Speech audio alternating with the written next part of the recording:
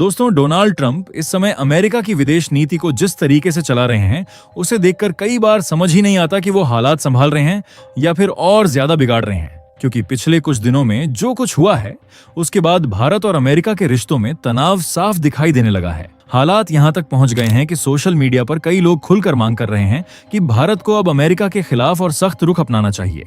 और इसकी सबसे बड़ी वजह है स्ट्रेट ऑफ हॉर्मुज से सामने आ रही नई नई जानकारियां। क्योंकि अब इस मामले में सिर्फ आरोप नहीं लग रहे, बल्कि जिस शिपिंग कंपनी का जहाज इस पूरे विवाद में शामिल था, उसने खुद 4 पन्नों की स्टेटमेंट जारी कर दी है। और उस स्टेटमेंट ने पूरे मामले को और ज्यादा उलझा दिया है। कई लोगों का कहना है कि इस बयान के बाद अमेरिकी नौसेना के दावों पर भी बड़े सवाल खड़े हो गए हैं। यही वजह है कि अब इंटरनेशनल लेवल पर स्वतंत्र जांच की मांग उठने लगी है। लोग कह रहे हैं कि अगर सच सामने लाना है तो मामले की जांच किसी एक देश के भरोसे नहीं छोड़ी जा सकती।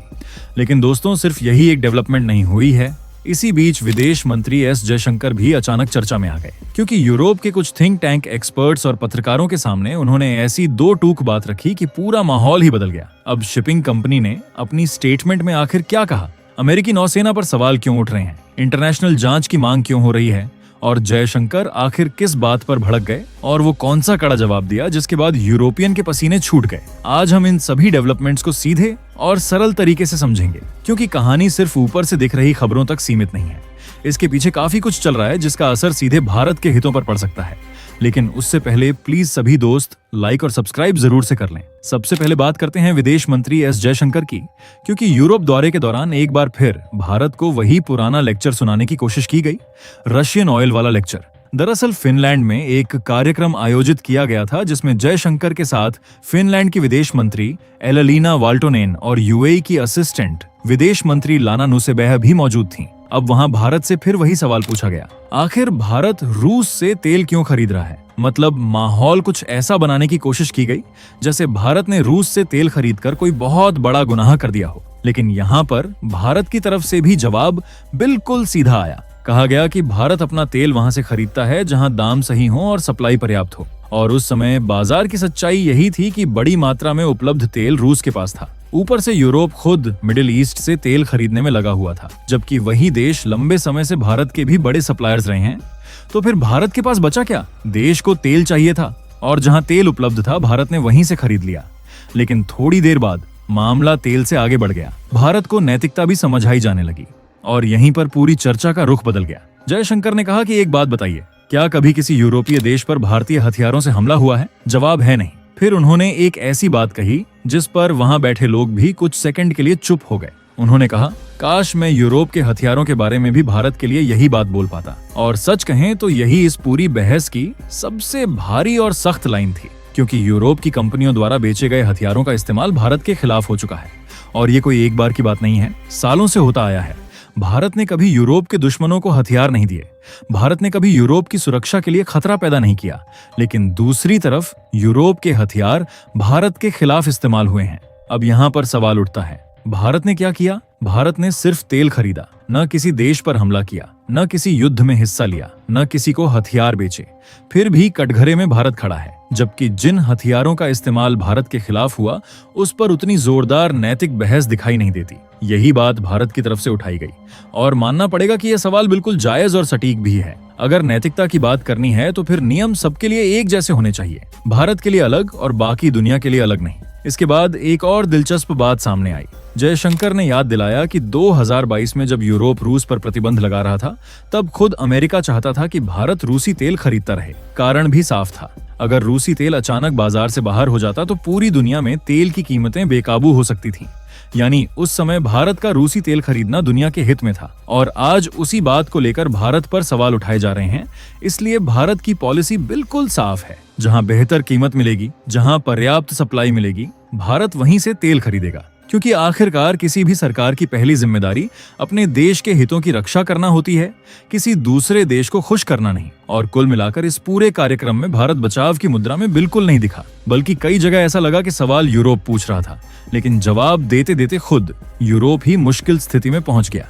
अब दोस्तों, कमेंट करके आप ही बताइए, क्या जयशंकर ने यूरोप से कड़े और सख्त सवाल पूछकर सही किया या जयशंकर को चुप रहना चाहिए था? खैर, अब नेक्स्ट अपडेट उस ऑयल टैंकर से जुड़ी हुई है जिसके मामले ने पिछले कुछ दिनों से काफी विवाद खड़ा कर दिया है। आपको याद होगा, शुरुआत से अमेरिका की तरफ से यही कहा जा रहा था कि जहाज ने यूएस नेवी के निर्देश नहीं माने, चेतावनियों को नजरअंदाज किया और इसी वजह से कार्रवाई करनी पड़ी। लेकिन अब मामला उतना सीधा दिखाई नहीं दे रहा जितना शुरुआत में बताया गया था, क्योंकि जिस जहाज पर हमला हुआ था उसी जहाज को मैनेज करने वाली कंपनी अब खुलकर सामने आ गई है और उसने यूएस नेवी के पूरे वर्जन पर बड़े सवाल खड़े कर दिए हैं।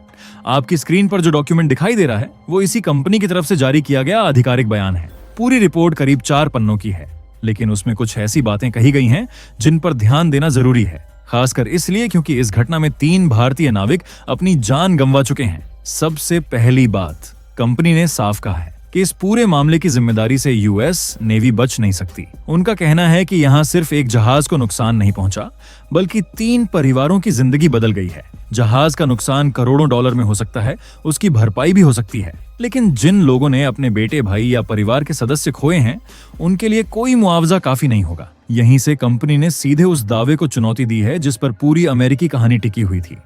अमेरिका कह रहा था कि जहाज को चेतावनी दी गई थी, लेकिन कंपनी कह रही है कि चेतावनी मिली ही नहीं। कंपनी के मुताबिक जहाज और यूएस नेवी के बीच कोई ऐसा सफल कम्युनिकेशन स्थापित ही नहीं हुआ था जिसमें कोई वार्निंग क्रू तक पहुंची हो।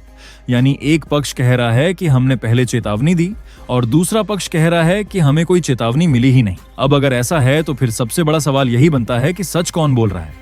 इसीलिए कंपनी ने सीधी मांग रख दी है। अगर यूएस नेवी दावा कर रही है कि वार्निंग कॉल्स की गई थी, तो फिर उन कॉल्स की रिकॉर्डिंग सामने लाई जाए, कम्युनिकेशन लॉग्स सार्वजनिक किए जाएं, रेडियो रिकॉर्ड्स दिखाए जाएं, ताकि पूरी दुनिया खुद देख सके कि उस दिन वास्तव में हुआ क्या था। क्योंकि 3 लोगों की मौत के बाद मामला सिर्फ आरोप प्रत्यारोप तक सीमित नहीं रह जाता, फिर सवाल जवाबदेही का बन जाता है।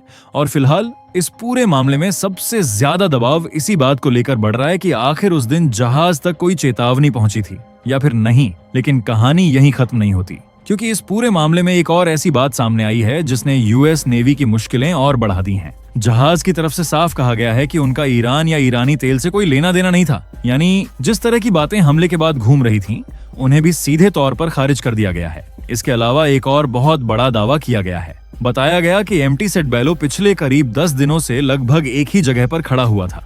सोचिए, अगर कोई जहाज 10 दिनों से लगभग उसी इलाके में मौजूद है, अपनी लोकेशन में कोई बड़ा बदलाव नहीं कर रहा, कोई भागने की कोशिश नहीं कर रहा, कोई आक्रामक मूवमेंट नहीं कर रहा, तो फिर उस पर सैन्य कार्रवाई की जरूरत आखिर क्यों पड़ी? यही सवाल अब शिपिंग कंपनी भी उठा रही है। यानी मामला सिर्फ वार्निंग मिली या नहीं मिली वहीं तक सीमित नहीं है।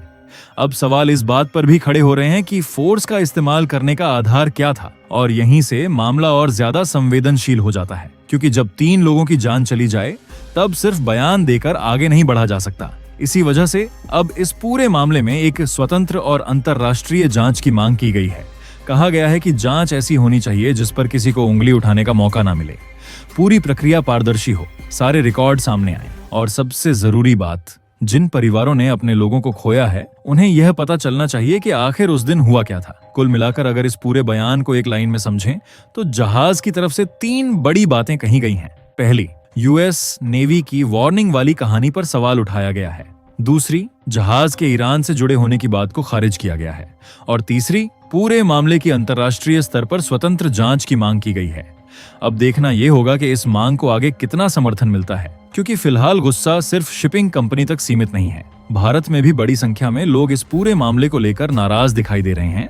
और फिर एक दूसरा मामला सामने आया। भारत में अमेरिकी दूतावास के सोशल मीडिया अकाउंट से भारत अमेरिका क्रिटिकल मिनरल्स साझेदारी को लेकर एक पोस्ट शेयर की गई। सामान्य दिनों में शायद ये एक रूटीन पोस्ट होती, लेकिन टाइमिंग ऐसी थी कि लोगों ने इसे बिल्कुल अलग नजर से देखा। फिर क्या था, कमेंट सेक्शन में लोगों का गुस्सा साफ दिखाई देने लगा। कई लोगों ने उन भारतीय नाविकों की तस्वीरें शेयर करते हुए सवाल पूछा कि आखिर उनकी गलती क्या थी। कुछ लोगों ने जवाबदेही की मांग की, कुछ लोगों ने कड़ी कार्रवाई की बात कही, और कई लोगों ने यह कहा कि जब 3 भारतीयों की मौत को लेकर सवाल खड़े हैं, तब ऐसे पोस्ट लोगों के जख्म और बढ़ा रहे हैं। साफ है कि इस समय सोशल मीडिया पर अमेरिका को काफी आलोचना और बैकलैश का सामना करना पड़ रहा है। अब जाहिर सी बात है कि भारत कोई भावनाओं में बहकर दूतावास बंद करने या राजदूत निकालने जैसे कदम नहीं उठाने वाला। लेकिन इसका मतलब यह भी नहीं है कि मामला ऐसे ही छोड़ दिया जाए, क्योंकि बात आखिरकार भारतीय नागरिकों की जान से जुड़ी हुई है।